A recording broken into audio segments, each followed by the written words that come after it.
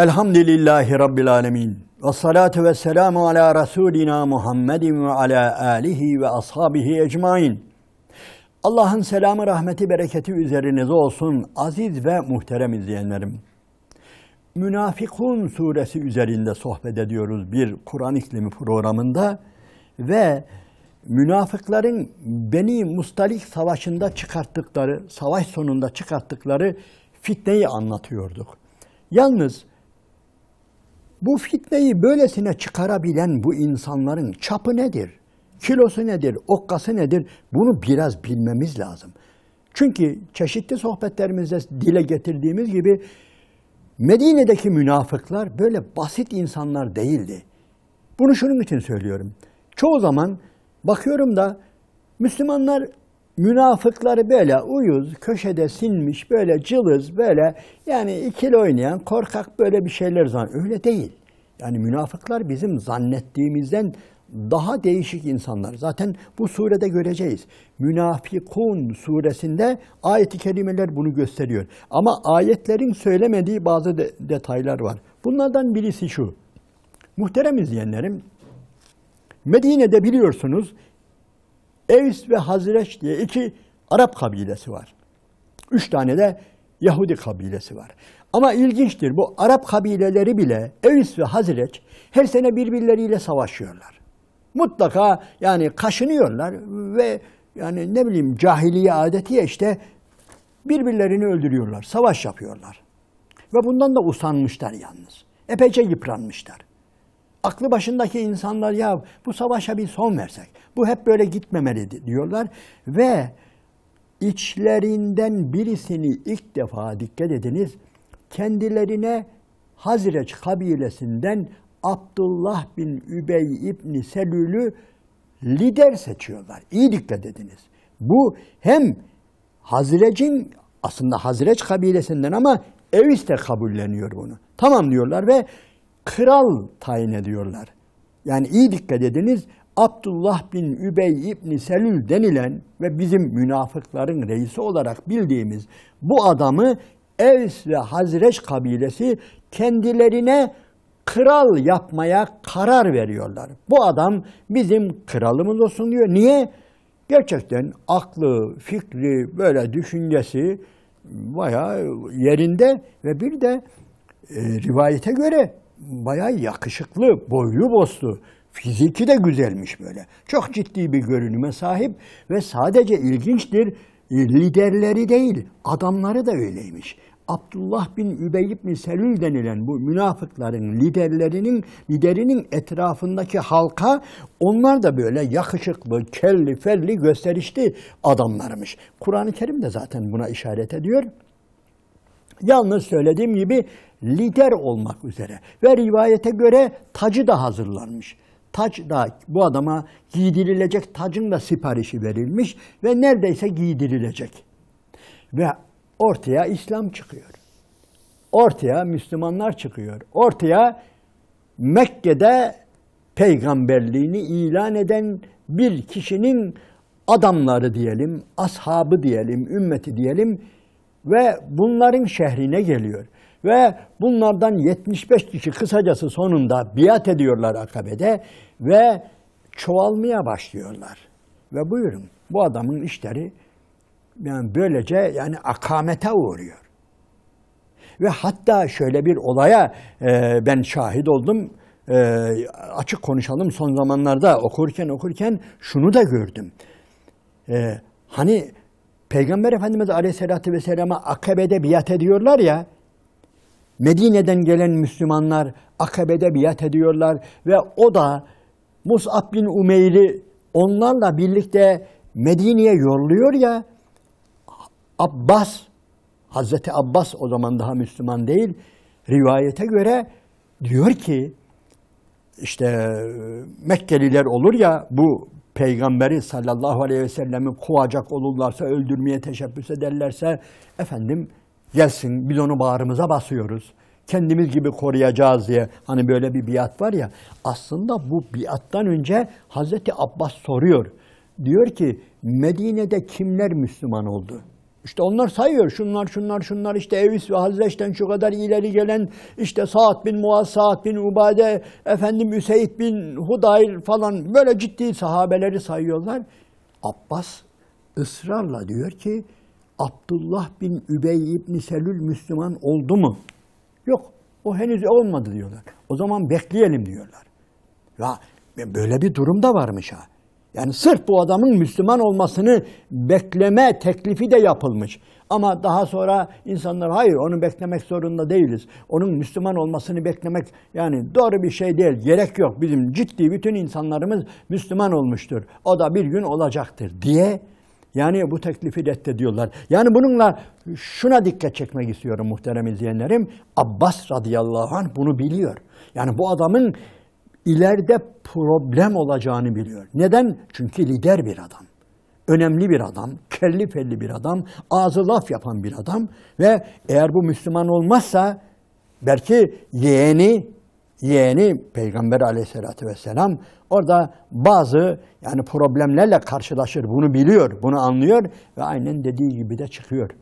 Evet, gerçi adam Müslüman olduğunu söylüyor. Bakıyor ki yani Peygamber Efendimiz hicret ediyor sallallahu aleyhi ve sellem ve bir de bakıyor ki bu Abdullah İbni Übey İbni Selül kendi kavminin bütün ileri gelenleri Müslüman olmuş.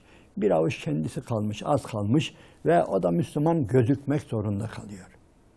Müslüman gözüküyor. Evet, yani problemi iyi bilelim. Yani bu adam ciddi bir problem. Ve yaşadığı müddetçe de bu problem oluşunu göstermiştir. Evet. İşte bu savaşta Beni Mustarik Savaşı'nda bu adam da var ve o kuyunun başında bu da var ve o kavgadan yani Ensar ve Muhacir'den birbirleriyle kavga eden Sinan'la Cahcah'ın kavgasından ve Mekke'den gelen o muhacirlerden o Cahcah denilen sahabenin Sinan'ın yüzünü yarması ve tekme vurması buna da şahit oluyor ve birkaç rivayet var. Bazıları münafıklardan bazıları hemen reislerine koşuyorlar ve bu bizim için büyük bir zillettir diyorlar. Sen niye buna engel olmadın falan deyince dikkat edin muhterem izleyenlerim. Orada şu adi acı konuşmalar gerçekleşiyor maalesef. Diyor ki münafıkların reisi Abdullah Übey İbni Selül hep sizsiniz diyor. Hep sizsiniz bu Muhammed'e ve adamlarına kucak açan. Gelin hicret edin biz sizi bağrımıza basacağız diyen sizsiniz diyor. Buyurun şimdi ne yapacaksanız hatta çok özür dilerim ama bunu bilmekte fayda var. Yani bazı şeyler söylenmez ama aynen bu tabiri kullanıyor. Yani muhacirleri işte beslediğiniz köpekler geldi işte şu anda sizin bacağınızı ısırdı diyor.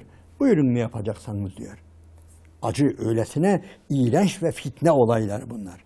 Ve ama sonunda diyor ki merak etmeyin diyor. Hele bir şehre gidelim. Hele bu savaş bitsin. Hele bir Medine'ye varalım. O zaman Medine'nin azizleri, kendiler güya, Medine'nin aziz olanları dışarıdan gelen o zelilleri, dilencileri diyor. Aynen böyle. O dilencileri Medine'ye dışarıdan gelen dilencileri diyor güya Peygamber Efendimiz ve ashabı yani Mekke'den gelen muhacir. Onları kesinlikle sürüp çıkaracağız oradan diyor. Ve gerçekten bu çok korkunç bir fitne. Düşünebiliyor musunuz? Bu ümmetin karşılaştığı ciddi bir fitne. Ve işte orada Zeyd bin Erkam denilen bir delikanlı, samimi, ihlaslı delikanlı bu konuşmalara şahit oluyor.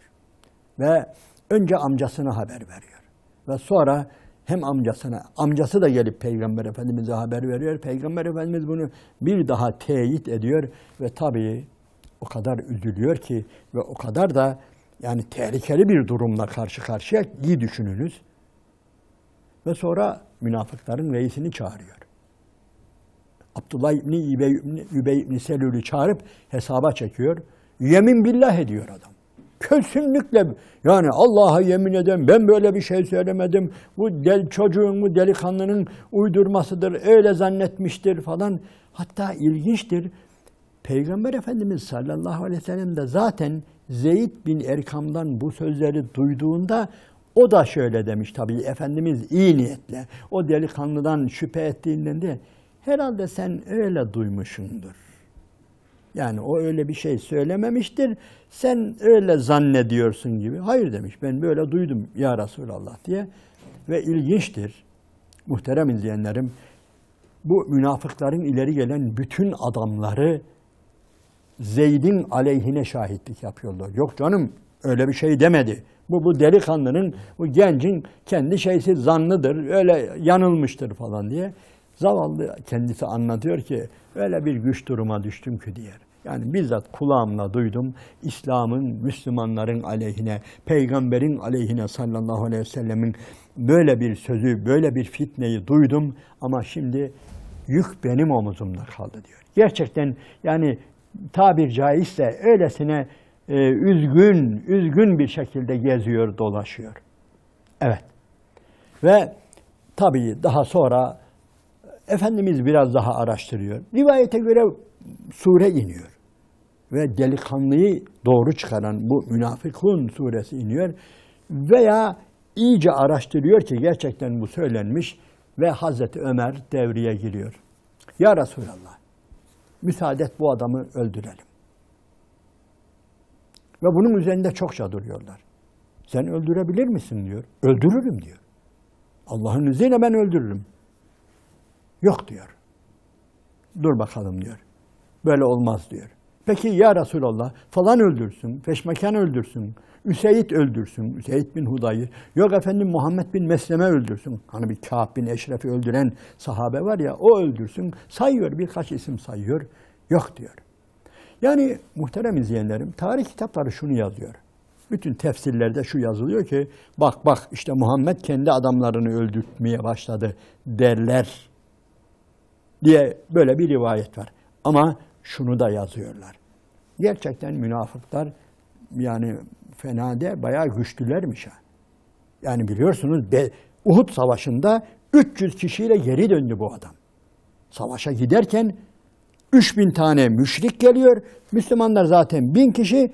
1000 kişinin 300'ünü de bu yoldan geri çeviriyor. Kala kala 700 kişi kalıyor.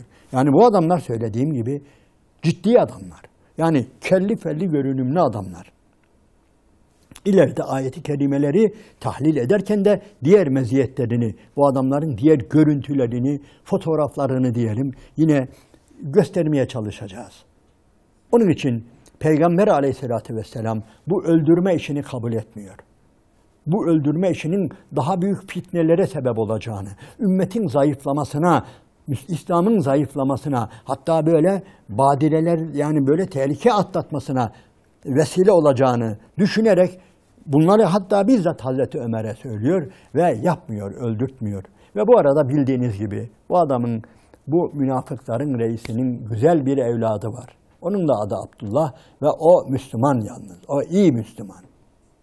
Ve o geliyor diyor ki, ya Resulallah diyor, duyduğuma göre diyor, böyle, babamı öldürmek istiyormuşsunuz, öldürecekmişsiniz diyor. Onun için ben düşündüm de diyor, ben düşündüm de babamı yani eğer bir Müslüman öldürürse, Ensardan, Muhacir'den neyse kim öldürürse, olur ya çarşıda, pazarda dolaşırken yani ben bu adamla karşılaştığımda yani babamın katiliyle karşılaşınca belki cahiliye damarım kabarabilir ve bir Müslümana yani Allah'ın sevdiği bir Müslümana düşman olabilirim. Onun için müsaade et ben öldüreyim diyor. Babamın boynunu ben vurayım diyor. Hayır diyor Peygamber Aleyhisselatü Vesselam. Ve yalnız şu söz hiç unutulmuyor. Hani surede gelecek ya Bismillahirrahmanirrahim. يَقُولُونَ لَاِرَّجَعْنَا اِلَى الْمَد۪ينَةِ Evet eğer diyor hele diyor bir Medine'ye dönelim diyor. يَقُولُونَ لَاِرَّجَعْنَا اِلَى الْمَد۪ينَةِ لَيُخْرِجَنَّ الْاَعَزُّ مِنْهَا الْاَزَلِ Aziz olanlar zelil olanları çıkaracak oradan. Bu söz gerçekten hem Peygamber Aleyhisselatü Vesselam'ı hem de Müslümanları çok üzüyor. Aşağılıyor yani. Ve o sahabe de işte Münafıkların reisinin oğlu da yani buna tahammül edemiyor ve rivayete göre evine girerken veya şehre girerken, Medine'ye girerken babasının önünü kesiyor. Bu olayı hepimiz defalarca işitmişizdir, okumuşuzdur. Babasının önünü kesiyor. Bir rivayete göre Medine'nin girişinde, bir rivayete göre evinin girişinde ve kılıcını çekiyor.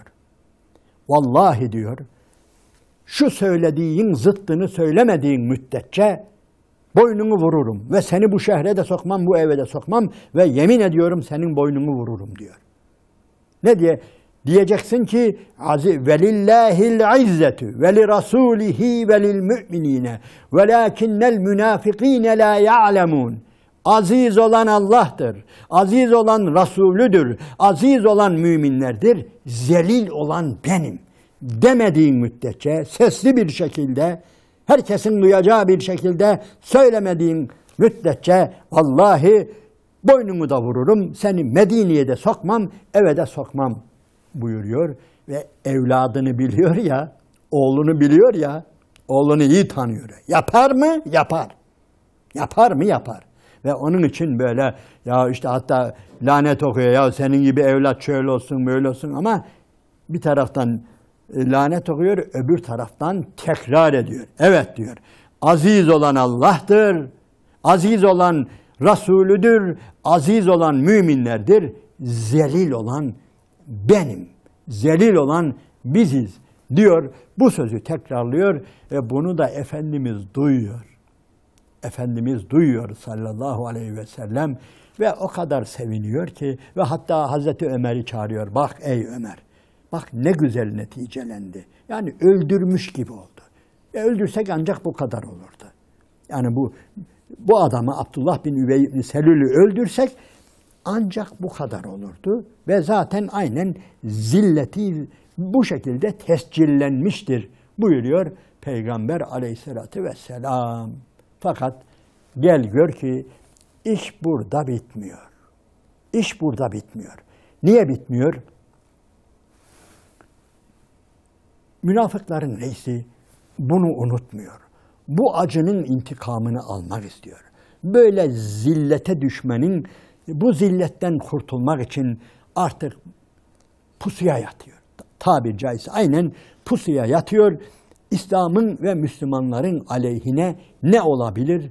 Öyle bir fırsat bekliyor. Ve kendisine göre de o fırsatı hem de çok büyük bir fırsat olarak yakalıyor. Nedir?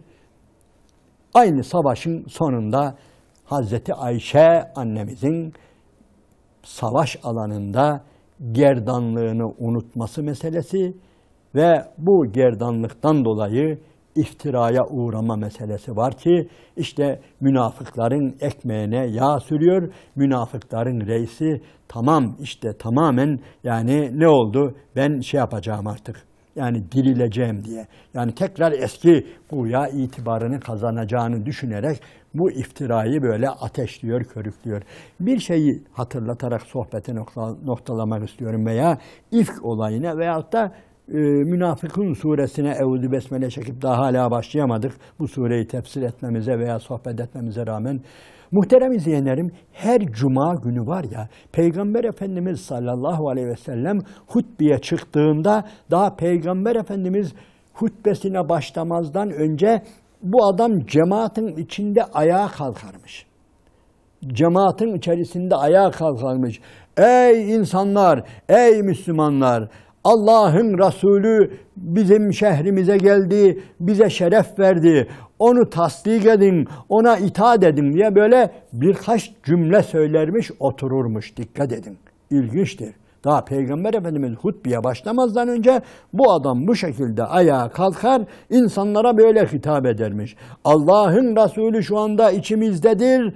Efendim biz ona iman ediyoruz, biz onu tasdik ediyoruz. Onun için siz itaat edin, onu dinleyin diye böyle bir konuşma yapar, otururmuş yerine. Bu savaştan sonra da aynen kalkmış, yine Medine'ye döndüklerinde aynen bu sözü söylerken yanındaki öteki Müslümanlar bunun eteğinden tutmuşlar, otur, otur bile münafık diye böyle yere indirmişler. Fakat dikkat edin, dikkat edin. Ne olmuş biliyor musunuz? Cemaati tepeleyerek defolup çıkmış gitmiş. Cemaati dinlememiş ve oraya oturmamış da oradan böyle üzerlerine basa basa diyor çıktı gitti diyor. Evet, daha bir başka yani buna benzer çok kötü sahneleri var. Onu da inşallah Münafıkun suresine Eûzü Besmele çekip başladığımızda onun o meziyetlerini veya meziyetsizliklerini yine ortaya koyarak sureyi biraz daha güzel anlamaya gayret edeceğiz. Şimdilik Allah'ın selamı, rahmeti, bereketi üzerinize olsun aziz ve muhterem kardeşlerim.